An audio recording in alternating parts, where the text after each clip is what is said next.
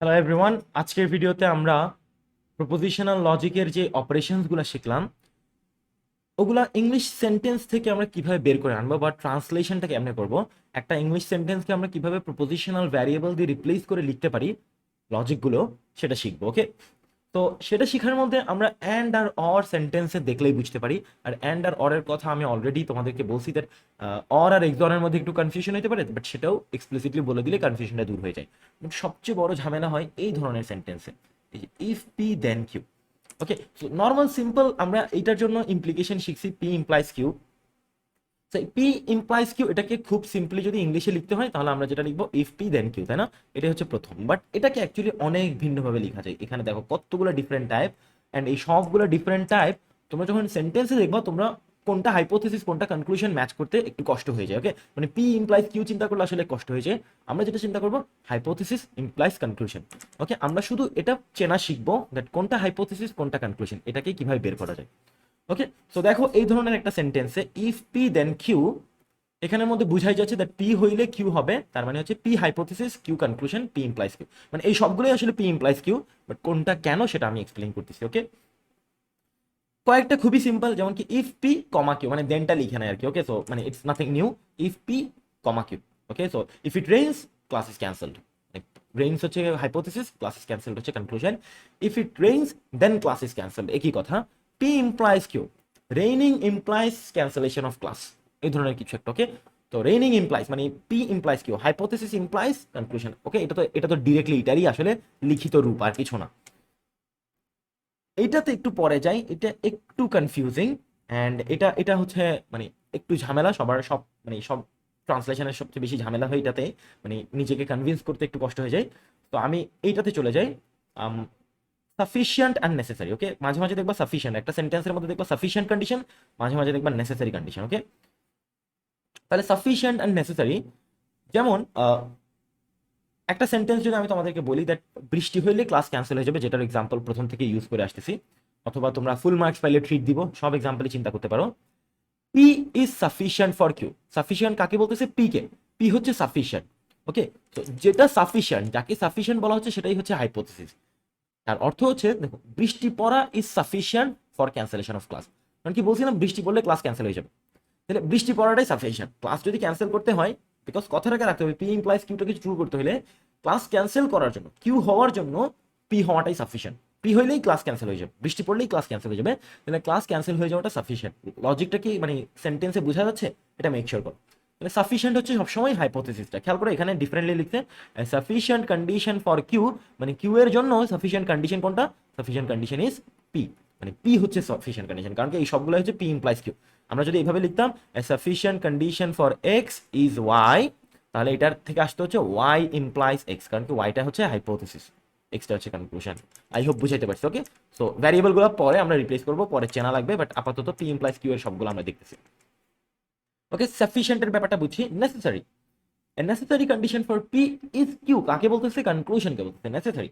খেয়াল করে দেখো, পি এর জন্য কিউটা হচ্ছে নেসেসারি, বৃষ্টি পড়লে ক্লাস ক্যান্সেল করাটা নেসেসারি। বুঝতে পারতেছি? নেসেসারিটা হচ্ছে কনক্লুশনটা, কনক্লুশনটা করা নেসেসারি যদি হাইপোথিসিস হয়ে যায়, মানে হাইপোথিসিসের জন্য নেসেসারি কন্ডিশন হচ্ছে কনক্লুশনটা। এই যে সেম ভাবে কিউ ইজ নেসেসারি, দেখো নেসেসারি কাকে বলছে? কিউ কে নেসেসারি বলছে, বিকজ কিউটা হচ্ছে কনক্লুশন। তো সিম্পলি তোমরা যেটা মনে রাখবা, সাফিসিয়েন্ট হচ্ছে হাইপোথিসিস, হাইপোথিসিস হচ্ছে সাফিসিয়েন্ট কন্ডিশন, আর কনক্লুশন হচ্ছে নেসেসারি কন্ডিশন। ওকে, তো এই necessary R sufficient I hope clear. এখানে একটা জিনিস দেখো, কিউ ইফ পি, জাস্ট একই কথাকে ঘুরাই লিখছে, এই যে if P comma Q, Q if P, Q if P, তার অর্থ হচ্ছে ইফ পি কমা কিউ, মানে পি হচ্ছে হাইপোথিসিস, কিউ হচ্ছে কনক্লুশন, পি ইমপ্লাইজ কিউ। এটা কিউ ওয়েন পি, ইফ এর জায়গায় যদি, কিউ যদি পি, কিউ যখন পি, কিউ যখনই P, whenever P, Q follows from P, মানে Q follows from P. Okay, মানে পি হইলে কিউ হয়, কিউ হচ্ছে পি এর ফলোইং একটা। ওকে, কিউ প্রোভাইডেড দ্যাট পি, মানে দেওয়া আছে পি তাই কিউ। আর এটা এটা হচ্ছে একটু নেগেটিভ ভার্সনে, কিউ আনলেস নট পি, মানে যতক্ষণ পি হবে না ততক্ষণ কিউ হবে না। ওকে, কিউ আনলেস নট পি। ওকে, এটাও সিম্পল, এটার একটা এক্সাম্পল দেখে ফেলবো, বাট ঝামেলা হচ্ছে এটা। খেয়াল করে দেখো, পি অনলি ইফ কিউ, মনে হচ্ছে দ্যাট এখানে হাইপোথিসিসটা হচ্ছে Q only if Q, Q হইলে পি হবে এমন শুনে মনে হচ্ছে। ওকে, আর অনলি ইফ এর জন্য আরো মানে জোরালো ভাবে মনে হয় দ্যাট এটা তো আরো strong condition. Okay, but actually এটা উল্টা, পি অনলি ইফ কিউ এর মধ্যে আসলে পিটাই হচ্ছে হাইপোথিসিস, মানে আগে যেটা সেটা হচ্ছে হাইপোথিসিস, আর পরে যেটা সেটা হচ্ছে কনক্লুশন। মানে তোমরা যদি কখনো দেখো বি অনলি ইফ এ, দুইটা প্রপোজিশনাল ভ্যারিয়েবল এ আর বি, তাহলে এটা হবে B implies A. Okay, so এটা একটু কঠিন নিজেকে কনভিন্স করা, বাট আমি তোমাদেরকে হচ্ছে একটা সিম্পল রিজনিং দিই, ওকে, যেটা অ্যাকচুয়ালি এটাই লজিক্যাল এক্সপ্লেনেশন না, বাট এটা থেকে তোমরা এই জিনিসটা নিজেকে বুঝে দিতে পারো। ওকে, মানে বুঝানো একটা ব্যাপার আর মানানো একটা ব্যাপার। আমি তোমাদেরকে বোঝানোর চেষ্টা করতেছি না, মানানোর চেষ্টা করতেছি দ্যাট এটা ঠিক আছে, এটা ভুল না। ওকে, সো সেটা বুঝতে পারবো হচ্ছে P if and only if স্টেটমেন্টটা থেকে। খেয়াল করো, P if and only if, এটা মানে কি অ্যাকচুয়ালি? এটা মানে হচ্ছে আমাদের পি বাই ইমপ্লিকেশন কিউ, তাই না? P if Q, P if and only if Q, P যদি এবং কেবল যদি কিউ হয়, এটা হচ্ছে বাই ইমপ্লিকেশন। আর এই বাই ইমপ্লিকেশনকে আমরা লিখছিলাম হচ্ছে P implies Q and, sorry and আমরা ডিসক্রিট এইভাবে করে লিখি, অ্যান্ড কিউ ইমপ্লাইজ পি, এটা লিখছিলাম না? তাহলে এই যে এটাকে আমি দুই ভাগে ভাগ করছি একটা অ্যান্ড দিয়ে, এখানেও কিন্তু অ্যান্ড দিয়ে দুই ভাগে ভাগ করা আছে। একটা হবে পি ইফ কিউ, আর একটা হচ্ছে and P only if Q, তাই না? ওকে, তো বেসিক্যালি এখান থেকে এই দুইটার একটা হচ্ছে এটা আর একটা হচ্ছে এটা। এখন এটা তো আমরা স্ট্রেট ফরওয়ার্ড ইফেক্টটা জানি, পি ইফ কিউ মানে কিউ হইলে পি হবে, এটা হচ্ছে অ্যাকচুয়ালি কিউ ইমপ্লাইজ পি, এই যে এটা। ওকে, এটা হচ্ছে পি ইফ কিউ, তাহলে এটাই হচ্ছে পি অনলি ইফ কিউ। ওকে, আমি জানি খুবই মানে উইয়ার্ড কনভিন্সিং একটা টেকনিক, বাট মানে বুঝতে পারতেছো এটা এটা এখানে ইউজ করা হচ্ছে। এটার অ্যাকচুয়াল লজিক্যাল এক্সপ্লেনেশনটা একটু জটিল, মানে একটু প্যাঁচায় যায়, অনেক কথা তার একটা লজিক্যাল ইকুইভ্যালেন্স স্টেটমেন্টে চলে যাওয়া লাগে। তো ওটাতে যাচ্ছি না। পি অনলি ইফ কিউ দেখলে বুঝবা P implies Q. P only if, যখনই অনলি ইফ দেখবা তখনই বুঝবা হচ্ছে সামনেরটা হাইপোথিসিস, পিছনেরটা হচ্ছে conclusion. Okay, so I hope এই পার্টটা বুঝাইতে না পারলেও তোমাদেরকে মানাইতে পারছি। ওকে, তো এখন আমরা যেটা করব সেটা হচ্ছে আমরা রোজেনের বই থেকে কিছু এক্সাম্পল প্রবলেমকে আমরা ট্রান্সলেট করা ট্রাই করে দেখব। তো এখানে কিছু এক্সাম্পল আছে, সেই এক্সাম্পলগুলো আমরা জাস্ট এখান থেকে এক্সাম্পলগুলো পড়ে এগুলোকে ট্রান্সলেট করবো। ওকে, এখানে পি একটা আমাদেরকে স্টেটমেন্ট দেওয়া আছে, এখানে লিখাই আছে, আমার আবার লেখার দরকার নাই। পি হচ্ছে it is below freezing, Q হচ্ছে ইট ইজ স্নোয়িং। ওকে, দুইটা দুইটা প্রপোজিশনাল স্টেটমেন্ট আমরা এতক্ষণ যা শিখছি সেগুলো এখানে ইউজ করবো। এখানে অনেক এক্সাম্পল আছে, আমি আমি ইনফ্যাক্ট সবগুলোই সলভ করবো, বিভিন্নটাতে বিভিন্ন প্রবলেম হইতে পারে তোমাদের। তো এ নাম্বার প্রশ্ন হচ্ছে it is below freezing and snowing. Okay, and, তাহলে অ্যান্ড হচ্ছে পি অ্যান্ড কিউ, রাইট? খুবই সিম্পল। বি নাম্বার হচ্ছে it is below freezing but not snowing. But আর অ্যান্ড হচ্ছে একই কথা, কিন্তু কিন্তু হচ্ছে একটু মানে সেন্টেন্সটা শোনাইতে সুন্দর লাগে। ওকে, আমি এটা করব কিন্তু এটা করব না, মানে বেসিক্যালি আমি বুঝেছি আমি এটা করব এবং এটা করব না। ওকে, সো যখন নট হয় তখন অ্যান্ডের জায়গায় বাট। ওকে, এগুলো বুঝতেই পারতেছো। So it is below freezing মানে পি, অ্যান্ড নট স্নোয়িং মানে নট কিউ। এই যে নট, দেখো নটের ইউজটাও এসে গেছে। ওকে, সি নাম্বারে বলতেছে it is not below freezing and it is not snowing. তোমরা এখানে যে ভুলটা হইতে পারে সেটা হচ্ছে বিলো ফ্রিজিং আর স্নোয়িং পি অ্যান্ড কিউ করে পুরোটাকে নট করে দিতে পারো, বাট দুজনকে আলাদা আলাদাভাবে নট করা হয়েছে। দেখো, ইট is not freezing and it is not snowing, যেটা অ্যাকচুয়ালি ইকুইভ্যালেন্ট টু, তোমরা যদি ডিমর্গানস ল জানো, নট যদি বাইরে আনতে চাও তাহলে পি অর কিউ হয়ে যায়, এটা ডিমর্গানস ল, বাট অ্যাকচুয়ালি এখান থেকে ট্রান্সলেট করলে এতটুকু লিখলেই অ্যান্সার। ওকে, ডি নাম্বার বলতেছে it is either snowing or below freezing or both. দেখো একটা ক্লারিফিকেশন দিয়ে দিচ্ছে, অর বোথ মানে দুইটাই হতে পারে, রাইট? তাহলে এটা হচ্ছে ইনক্লুসিভ অর, তাহলে পি অর কিউ। দেখো আমরা যা যা অপারেশন শিখছিলাম সবগুলাই একটা একটা করে আসতেছে, ভালো এক্সাম্পল। ওকে, ইতে আমাদেরকে বলতেছে that it is below freezing if it is below freezing. Okay, খেয়াল করে দেখো, if it is below freezing it is also snowing, if it is below freezing it is also snowing. Okay, তো আমি এখানে যে কাজটা করব সেটা হচ্ছে আমি একটু এটা লিখি, if it is below freezing, এই যে ইট ইজ বিলো ফ্রিজিং যেটা আছে সেটা অ্যাকচুয়ালি কোন স্টেটমেন্ট? ইট ইজ বিলো ফ্রিজিংটা হচ্ছে আমার পি, তাই না? ইট ইজ বিলো ফ্রিজিং হচ্ছে পি, আর ইট ইজ অলসো স্নোয়িংটা হচ্ছে আমার অ্যাকচুয়ালি কিউ। তাহলে ইফ পি দেন কিউ, এভাবে করে লিখো, ইফ পি কমা কিউ। এটা মানে কি, এটার ট্রান্সলেশন কি হবে? পি হচ্ছে হাইপোথিসিস, কিউ হচ্ছে conclusion, P implies Q. Okay, I hope বুঝাইতে পারছি। তাহলে এখান থেকে তোমরা জাস্ট ভ্যারিয়েবল দিয়ে রিপ্রেজেন্ট করবা কোনটা কি। এই যে এখানে এফ নাম্বার প্রশ্নটা পড়ে দেখো, either it is below freezing or it is snowing but it is not snowing if it is below freezing। শুনে অনেক প্যাচে যাবে, বাট আস্তে আস্তে আস্তে আস্তে আমরা সেপারেট করবো। either it is below freezing, এই যে it is below freezing হচ্ছে পি, তাহলে আমি এখানে সেন্টেন্সটা লিখি either P or it is snowing মানে হচ্ছে কিউ, or কিউ, তারপর লিখছে একটা বাট, মানে এই কানেকটিভ গুলো আমরা রেখে দিচ্ছি।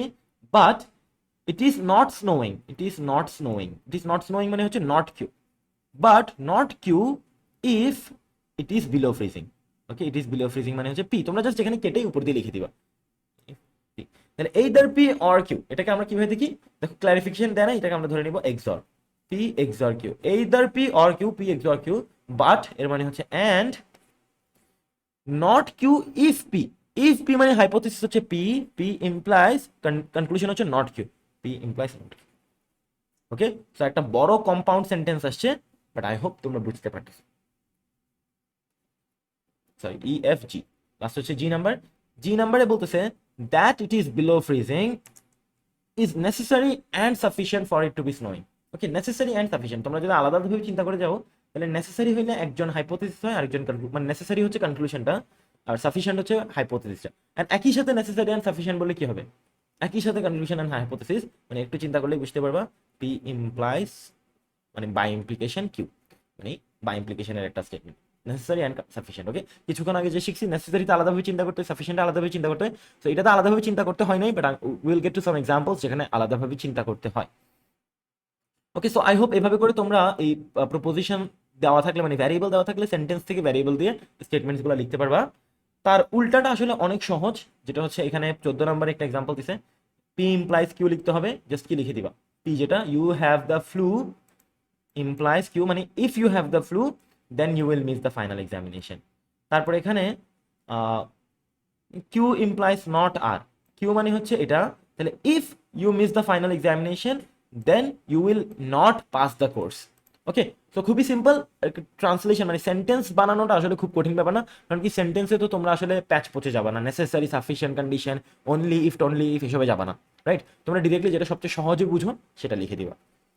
তারপর এই এই ধরনের স্টেটমেন্টে কি করবো দেখো, এই যে not Q by implication R, by ইমপ্লিকেশনের একটা জিনিস আমরা অলরেডি শিখছি, নেসেসারি এন্ড সাফিসিয়েন্ট, এভাবে লিখতে পারো you will not miss the final examination, মানে not missing the final examination is necessary and sufficient for you to pass the course, এভাবে লিখতে পারো, অথবা একদম সিম্পলি লিখতে পারো you will not miss the final examination if and only if you pass the course, it's fine, দুটোটাই একই কথা। ওকে, তো এটা গেল আমাদের 14 নম্বর এক্সাম্পল, অ্যান্ড আমরা আর কিছু এক্সাম্পল করবো, এখানে আরো এক্সাম্পল আছে, কিছু কিছু ভালো ভালো এক্সাম্পল আছে। ওকে, সো আমি ওই ভালো এক্সাম্পলগুলোতে যাওয়ার জন্য আমি সবগুলোই মোটামুটি টাচ করার ট্রাই করতেছি। তাহলে এটাতে আমার 15 নম্বরে আমি সবগুলো করবো না, জাস্ট একটু দ্রুত বলে যাই, কয়েকটা পারবা, যেমন কি 15 নম্বর পি আর কিউ দেওয়া আছে, drive over 65 meter miles per hour, Q হচ্ছে ইউ গেট স্পিডিং টিকেট, এতে বলতেছে ইউ ডু নট ড্রাইভ, তার মানে হচ্ছে এ হচ্ছে not P. Okay, just simply not P. Okay, B পারবা তোমরা, সিও পারবা, ডিও পারবা। এই যে ই করি, driving over 65 miles per hour, driving over 65 miles per hour মানে হচ্ছে P is sufficient for getting speeding ticket, মানে হচ্ছে for Q, P is sufficient for Q, তাহলে পি হচ্ছে হাইপোথিসিস, যে সাফিসিয়েন্ট সেই hypothesis, P implies Q. Okay, তাহলে E নাম্বারের অ্যান্সারটা আই হোপ বুঝতে পারছো। ওকে, বাকিগুলো পারবা। জি নাম্বারটাও দেখি তবু, জি নাম্বারে বলছে whenever you get a speeding ticket you are driving over 65, whenever you get a speeding ticket, whenever এটা মানে যখনই এটা হয়, তার মানে হচ্ছে কোনটা হাইপোথিসিস, হাইপোথিসিস হচ্ছে এটা, you get a speeding ticket, এটা হচ্ছে hypothesis, Q you are driving over 65 miles per hour, যেটা হচ্ছে পি, পি হচ্ছে কনক্লুশন। ওকে, সো এটা গেল জি এর অ্যান্সার। whenever তোমরা আগের মানে যে ওখানে যেগুলো আমি বলছি কিউ whenever পি এসব জিনিসপত্র হাইপোথিসিস, ওগুলো দেখে নিই, তাহলে পারবা। এখানে খেয়াল করো, তিনটা ভ্যারিয়েবল একসাথে, তিনটা প্রপোজিশনাল ভ্যারিয়েবল একসাথে, তো এই প্রবলেমটা একটু সলভ করি।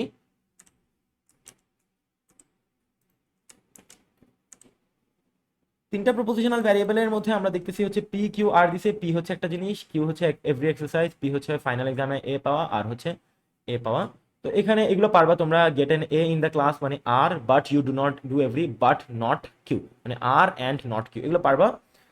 এখানে একটা ভালো এক্সাম্পল ছিল, সেটা হচ্ছে এই, হ্যাঁ, ই নাম্বারটা, 16 এর ই, 16 এর ইটা দেখো, getting an A on the final, getting an A on the final মানে হচ্ছে P, and doing every exercise, doing every exercise হচ্ছে q, p and q is sufficient, এই পুরো জিনিসটা সাফিসিয়েন্ট, সাফিসিয়েন্ট মানে হচ্ছে এই পুরো জিনিসটা হাইপোথিসিস, তাহলে এটা ইমপ্লিকেশনের বামে থাকবে, is sufficient for getting an A in this class. Okay, তাহলে এটা হচ্ছে r, p and q whole implies r. Okay, এটা হচ্ছে এই সেন্টেন্সটা। আবার এফটাও করি, এফ একটা ইফ এন্ড অনলি ইফ দেখা যাচ্ছে, তাহলে you will get an A in this class, you will get an A in this class মানে হচ্ছে আর, ইফ এন্ড অনলি ইফ, তাহলে by implication if and only if you either do every exercise in this book or you get an A on the class, মানে exclusive or হবে do every exercise যার মানে হচ্ছে Q, or you get an A on the final যার মানে হচ্ছে P. Okay, so তিনটে variable দিয়েও কিন্তু মাঝে মাঝে একটু ঝামেলা হতে পারে। অ্যান্ড 17 নাম্বার প্রবলেমে যাই। 17 নাম্বার প্রবলেম অনেক নেসেসারি দেখতেছি আমরা, সাফিসিয়েন্টের করছি, নেসেসারিটা দেখি। আচ্ছা, বাট নট সাফিসিয়েন্ট, আরো ঝামেলা আছে।